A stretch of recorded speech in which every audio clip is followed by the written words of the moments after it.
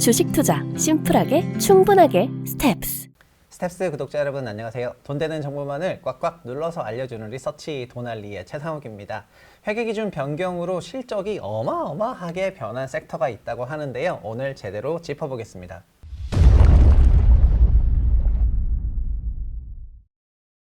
네, 오늘은 하나투자증권의 김도하 애널리스트님을 모시고 올해 회계기준 변경으로 정말 실적단에서 엄청난 변화가 나온 보험 섹터에 대해서 제대로 짚어보도록 하겠습니다. 안녕하세요. 네, 안녕하세요. 하나투자증권에서 은행보험 담당하는 김도하입니다. 네, 원래 회계를 조작하면 회계 조작이지만 정상적으로 회계 기준이 바뀌어서 실적이 좋아지게 되면은 굉장히 투자자들한테는 좋은 시그널이 될 수 있는데 그렇지 않아도 복잡한 것이 보험회사인데 네. 보험회사의 회계 기준이 또 어렵게 바뀌었잖아요. 그렇게 바뀌고 나서 2023년 1분기 실적이 또 나왔고 그 나온 해석에 대해서도 굉장히 분석하는 것도 어려워지다 보니까 다른 기업 산업과 다르게 좀 더 제대로 짚어봐야 될 것 같아서요. 그래서 이번 첫 번째 그 IFRS 17로 바뀌고 나서 이번 1분기 주요 보험사들 실적을 좀 리뷰를 해주시면서 어떤 부분을 중요하게 봐야 되는지 이런 걸 같이 얘기해 주시면 좋을 것 같습니다. 네, 이번에 완전히 기준이 바뀌게 되면서 과거에 예컨대 K-갭에서 K-IFRS 넘어올 때 다른 산업들이 겪었던 것과는 차원이 다른 그때 저였는데 차원이 달랐어요. 오케이. 더 어려웠다. 더 심하게 네. 바뀐 거의 같은 용어가 없을 정도로 바뀌어버린 게 이번 보험 쪽에서의 회계기준 변경입니다. 그래서 해석이 많이 어려울 거예요. 저희도 지금 어려운 상태입니다, 사실. 기준서를 그렇게 몇 번을 봤는데 네. 이제 고작 한 개 분기 실적이 나왔기 때문에 그래서 사실은 필요로 하는 데이터도 아직 다 나오지도 않았습니다. 그래서 정리하는 과정 속에 있습니다만 우리는 그래도 투자를 접근할 때에는 좀 심플하게 봐야 되기 때문에 네, 그렇죠. 몇 가지 보셔야 되는 요소들을 짚어서 설명을 드리도록 할게요. 네. 일단 세 가지를 짚어 말씀드리면 먼저 CSM 그리고 예실차라고 저희가 줄여 부르는 항목 더불어 경상적인 투자 손익 이렇게 보시면 제일 좀 간단하게 해석이 가능할 것 같습니다. 네.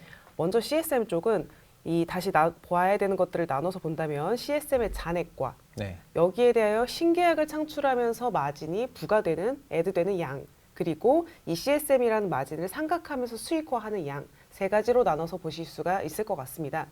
이 CSM 잔액이라는 녀석은 결국에는 회사가 갖고 있는 전체 보유 계약들로부터 네. 내가 먹을 수 있는 라이프타임 총 기간 동안의 이익을 현가로 당겨온 것이기 때문에 네. 저는 이제 이익의 곳간이라고도 부르고 있어요. 이 이익의 곳간의 잔액은 현재 밝혀진 바로 삼성화재 DB손보 같은 경우가 12조 원대 네. 정도로 나오고 있고요. 삼성생명이 11조 원, 한화생명이 10조 원에 조금 미달하고 있는 상태, 네. 현대해상이 9조 조금 미달, 그리고 이제 하나손보가 3조 원대, 동해안생명이 2조 원대 네. 정도로 비교가 되고 있습니다. 네. 여기서 사실 잔액보다도 신계약으로 애드되는 부분이 중요할 텐데요. 네네. 결국에는 이 미래 이익의 곳간이라고 보여지는 녀석이 어떤 속도로 성장하는가가 중요하고 여기에서 변수를 만들어내는 건 신계약으로 애드되는 부분이 가장 큽니다. 네, 그거는 건설과 유사하다고 저희 지난번에도 다뤘었는데 맞아요. CSM이라는 소위 계약 서비스 마진은 총 건설 수주 잔고의 예상되는 수익의 아까 말씀드린 것처럼 현재가치 현가 그리고 신규로 추가되는 건 당연히 계약 잔고가 있으면 신규 계약도 있으니까 네. 신규 계약도 또 얼마의 그 마진으로 여기다가 애드가 되는지 또 추가되면 기말에는 이게 또 합쳐져 가지고 기말 CSM이 되는 거고 네. 다음 연도엔 또 단기 연도에 또 신규 계약이 계속 들어오는 그런 국면이 되는 거잖아요. 맞습니다. 그래서 이 신계약 쪽이 어떻게 잘 들어오는가 덩치 대비하여 로 본다고 하면 결국 신계약의 마진율 측면으로 저희가 접근을 하고 있어요. 네. 이쪽에서는 지금 저의 커버리지하고 있는 보험사 중에서 DB가 제일 높습니다. 약 월보험료의 17배 수준으로 마진이 나오고 있는 상태이고요. 네. 나머지 손보사들이 한 10에서 15개월 정도 나오고 있는 상황이고요. 생보사는 사실 보장성 상품만 놓고 보면 20개월치가 넘는 마진이 남는 회사들도 있어요. 삼성생명처럼. 네. 그러나 생보사들은 마진이 훨씬 낮은 연금이나 저축 같은 것들도 팔고 있기 때문에 결국 믹싱하면 한 13에서 15개월 정도의 마진이 나오고 있는 상황입니다. 네, 신계약을 수주하면은 결국 손해보험 쪽에서가 좀 더 마진이 높고 그 중에서도 DB가 가장 마진이 높다. 맞습니다. 네, 그거를 보험이라는 게 어떻게 보면은 저희가 물론 다른 상품인데 회사마다 이렇게 마진율이 조금 다른 부분이라든가 이런 거에 대해서도 그 뭐 어떻게 설명을 더 하실 수가 있는 부분일까요? 이게 결국에는 마진을 가정하는 데 있어서 추정하는 데 있어서 많은 가정치들이 들어갈 텐데 네네. 제일 주요한 게 손해율, 사업비율, 그리고 유지율 가정 등이 있습니다.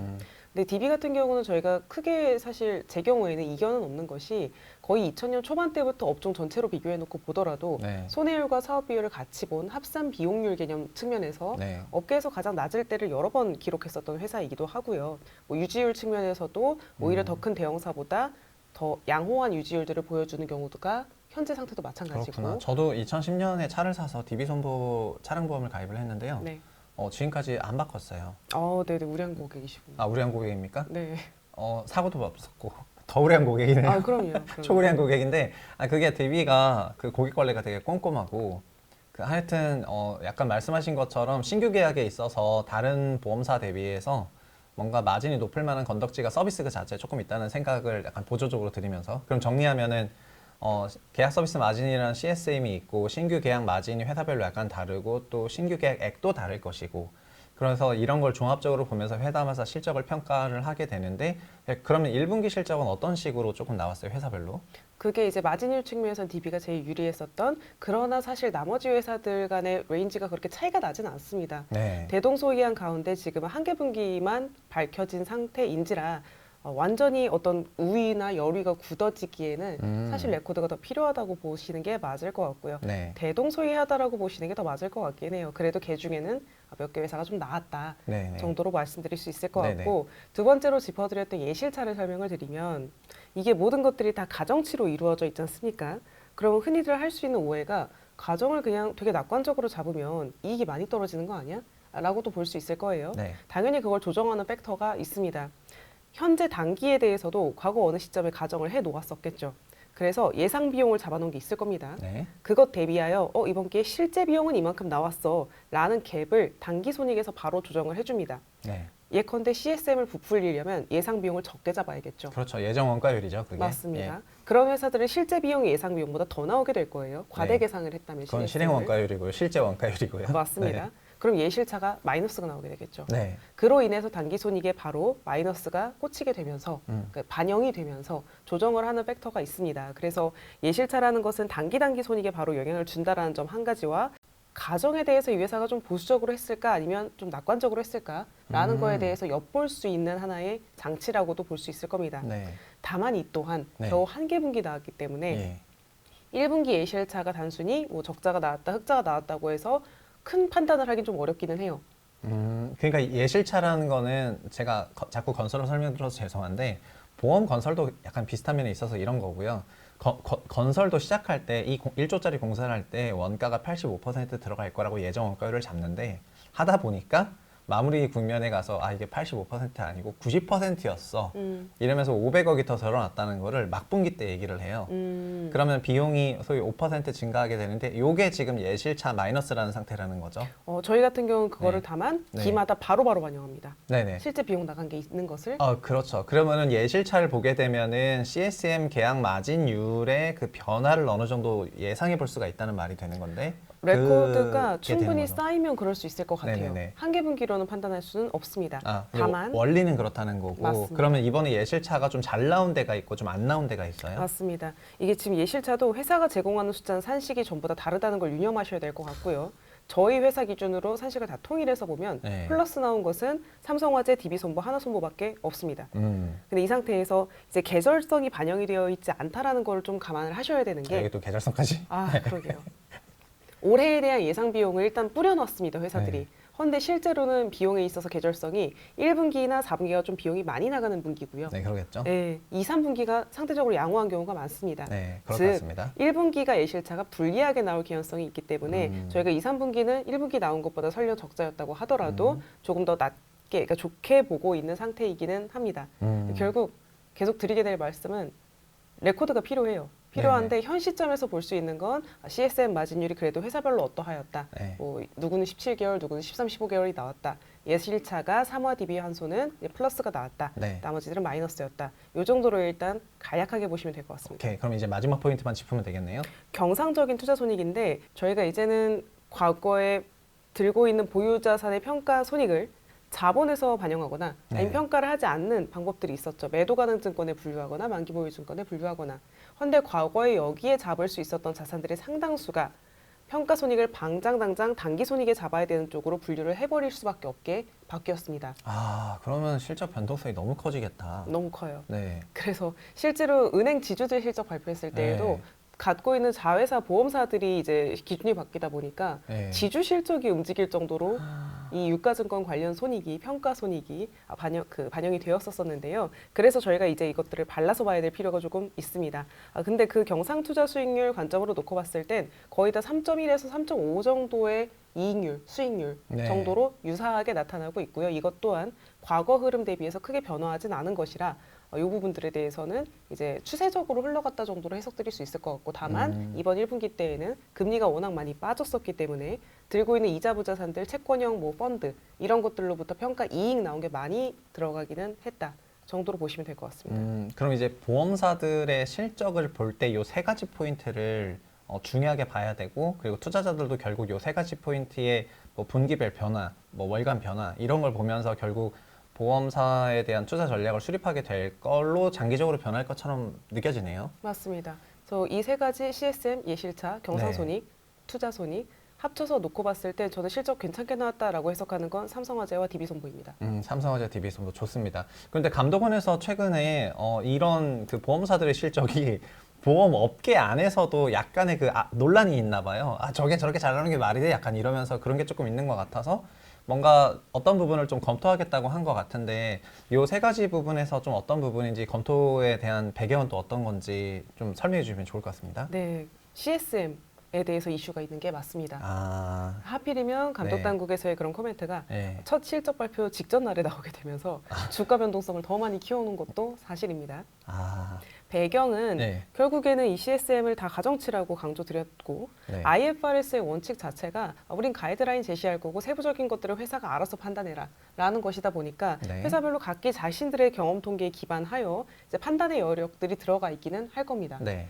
그로 인해서 CSM은 회사의 고간이긴 하지만 네. 이제 여기에 대해서 회사별 외형 대비 CSM 규모 차이가 제법 나기 시작하니까 네, 예컨대 네네. 삼성화재와 DB손보는 운용자산이 70조짜리, 40조짜리 네. 헌데 CSM 규모가 거의 유사합니다. 아. 이런 것들로 인해서 이제 서로 간에 의심이 좀 생겨나기는 한 것이고요. 일관된 기준으로 가정을 좀 하고 있는 게 맞는지 검토하고자 감독 당국이 이제 코멘트를 조사를 시작했다라고 보시면 네. 되겠고. 근데 예를 들면 건설도요. 그 수주 잔고 똑같이 40조 원이어도요. 마진이 좋은 주택 잔고로 30조 채웠냐, 마진이 나쁜 플랜트 잔고로 30조 채웠냐에 따라서 총 잔고 마진 차이가 커요. 그럴 수 있죠. 그래서 아마도 보험도 종류가 많아서, 보험종이 많아서 그렇게 마진 차이가 나는 부분이 조금 있는 게 아닌가 싶은데. 맞아요. 그래서 그 많은 보종을 저희는 절대 다 검사할 수가 없습니다. 네. 기준이 통일될 수도 없고요. 그래서 지금 거론되는 거는 실손 그리고 무해지 보험이라는 공통의 사항들을 갖고 있는 이 두 가지에 대해서 조사가 들어간 것으로 알고 있어요. 그러니까 같은 보험종에 대해서 CSM이 회사마다 좀 어떻게 계산하고 맞습니다. 있는지, 실손이랑 무해지 보험에 대해서 그걸 조사해 보자. 그거를 간략하게만 얘기 드리면 실손은 다 적자 상품이지 않습니까? 네. 목표하고 있는 손해율들은 다 BEP거든요. 100%. 예. 거기까지 도달하는 기간을 누구는 5년, 누구는 10년, 누구는 20년 등으로 길게 잡을수록 어떻게 보면 좀 보수적 가정이겠죠. 네. 그렇게 잡아놓은 것들에 대한 차이를 한번 보는 것 같고요. 무해지 보험은 간략하게는 해지율이 높을수록 보험사는 유리합니다. 네. 혹시 실질적으로 나타날 해지율보다 너무 높게 설정되어 있을까봐 이런 것들을 보려고 하는 것 같아요.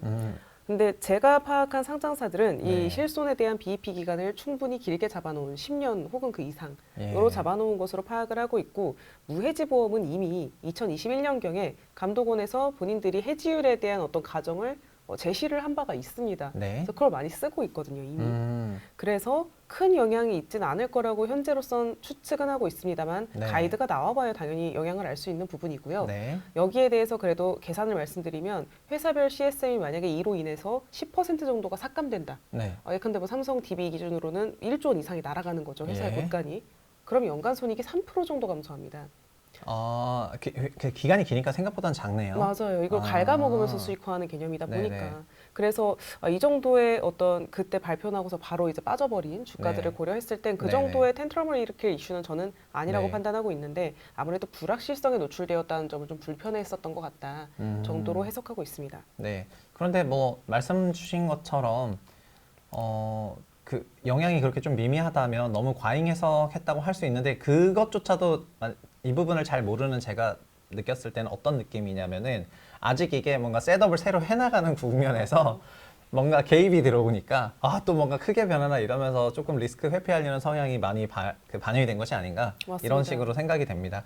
그럼 지금 김도 애널리스트는 이렇게 그 작년부터 IFRS 17 도입이 되면서 보험 특히 손보가 좋아질 거라고 생보보다도 선보 쪽을 좀 더 선호하셨고 이런 부분에 대해서 되게 어필을 많이 하셨는데 그럼 이런 1분기 실적 발표를 이제 쭉 보시면서 현재 이런 손보 업계나 그러니까 보험 업계에 대해서 어떤 좀 투자 의견을 갖고 계신지를 먼저 여쭤보고 싶어요. 여전히 보험 쪽에 대해서 긍정적으로 말씀드리고 있고 탑픽스도 바뀌진 않았습니다. 손보를 네. 더 선호하는 건 맞는데 네. 생보도 숫자가 괜찮기는 하거든요. 아 그래요? 다만 지금 제가 생보는 충분한 데이터를 제공을 다 못 받아서 모델링이 끝나지는 않았는데 예. 현재 상태에서는 증익률 측면에서 회사별 격차가 좀 나타나기는 하는 것 같습니다. 예. 그러니까 일부 회사는 증익률이 제법 나올 수 있지만 다른 생보사들은 증익률 측면에서 내년 내후년을 놓고 봤을 때 네. 큰 변화를 야기하지 못할 수도 있을 것 같아서 아. 현재까지는 또 아직도 손보를 더 말씀을 드리곤 있는데 네. 생보는 제가 더 정리를 하고 사실 의견을 확정해야 될 것 같아요. 오케이 그래야 될 것 같네요. 그럼 지금 그런 투자 기회로 좀 더 그러니까 투자자들이 보험업계에 이런 변화가 있는데 얼마만큼 좀 알려졌다고 생각을 하시는지 하고 또 이 변경된 회계 기준에 대해서 시장이 조금 이해하고 있는지라고 얼마만큼을 느끼는지 네. 그리고 이게 원래 기회라는 건 그런 거잖아요. 이렇게 바뀌었는데 아직은 시장이 제대로 잘 인지 반영을 못하고 있는데 어느 순간 인지 반영을 하게 되면은 그게 반영이 되면서 변화가 나올 수가 있잖아요. 그래서 지금 투자 기회라고 생각을 하시고 있는 그런 시점일까요? 맞습니다. 저는 좀 전에도 잠깐 언급 주셨는데 이런 CSM 관련된 감독 당국의 노이즈가 나왔다라는 거에 대해서 투자자들 입장에서는 안 그래도 모르겠는데 불확실성이 커졌네 네. 라는 식으로 더 공포심으로 받아들일 수는 있어요. 자리를 잡은 상태에서도 규제가 들어오기 시작하면 이 파동이 미래에 대한 변동성이 좀 생기는 법인데 네. 자리가 안 잡혔는데 이래버리면 변동성이 더 크겠죠. 윗단 아랫단으로 볼 수 있는 여지가 더 넓어지겠죠. 근데 저는 이걸 투자 기회라고 생각하는 이유는 네. 근본적으로 주식이라는 거 원래 불확실성이라는 리스크를 감내하면서 리턴을 얻는 그런 구조인 거잖아요. 네. 근데 이 불확실성이 저는 내년 초 정도까지는 상당히 이어질 수 있다고 보고 있습니다. 음흠. 이익, 배당, 그리고 감독 당국의 스탠스 세 가지 다 네. 내년 초까지는 제법 궤적을 그릴 수밖에 없을 거예요.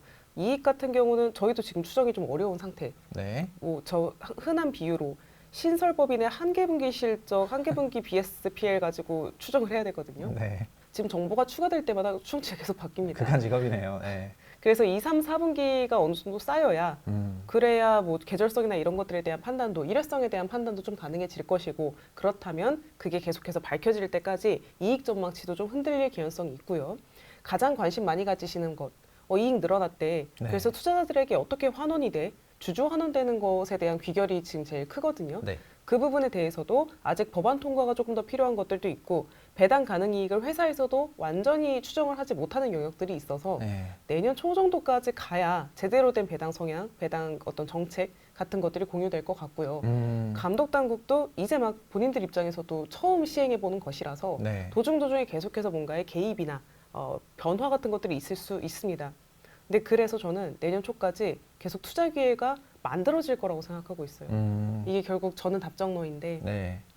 도달해야 되는 어떤 점이 있다면 결국 그걸로 네. 가겠지만 이게 한 번에 반영했다가 뭐 이렇게 가느냐 네. 아니면 예쁘게 우상향을 하느냐의 네. 문제가 있을 텐데 저희는 아마 이런 식으로 가지 않을까. 그러니까 IFRS 17이 원하는 그 포인트는 결국은 주가 성과나 배당이나 결국 투자자들에게는 유리한 방향으로 바뀌고 있다. 이 말씀을 하고 싶으신 거죠? 그렇죠. 근데 그 기회를 준다라는 의미는 주가에 있어서는 불확실성 때문에 계속 네. 변동성이 있을 테니 우리에게는 음. 매수 기회를 계속 다시 주는 그런 섹터가 될 수 있겠다라는 게 큰 컨셉에서의 제 생각입니다. 네. 또 촬영 당일날 손보 관련 주가의 변동폭이 좀 커져서 상승이 네. 좀 나와서 이게 지금 그러면은 이 손해보험 업종에서 뭔가 최선호주와 투자 전략까지 제시를 해주시고 마무리하시면 좋겠습니다. 네, 탑픽스 변하지 않았다고 말씀드렸는데 DB손보, 현대해상 그리고 하나손보까지도 좋게 보고 있는 상태입니다. 네.